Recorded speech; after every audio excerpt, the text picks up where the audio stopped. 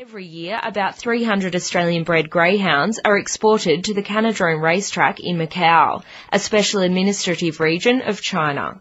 It's the only part of China where greyhound racing is legal, and as the largest supplier of dogs, Australia is fueling the territory's racing industry. The greyhounds race for about 3 years in conditions that Anne Lloyd-Jones, the Australian Director of Animals Asia, says are appalling. They face endless confinements.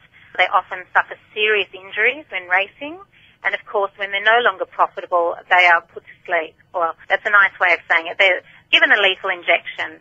Unlike other countries where retired racing dogs can be adopted as pets, every greyhound at the Canidrome is euthanased.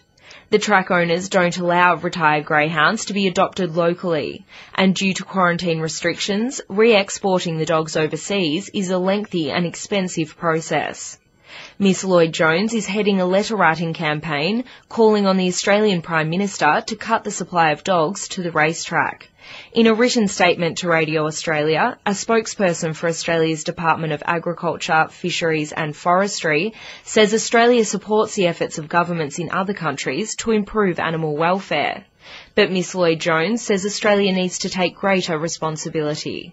We need to protect these dogs. At the moment, they're Australian dogs being bred in Australia, and we need to make a stand and say that it's not acceptable for us to allow these dogs to go to a country where we have no control over their fate.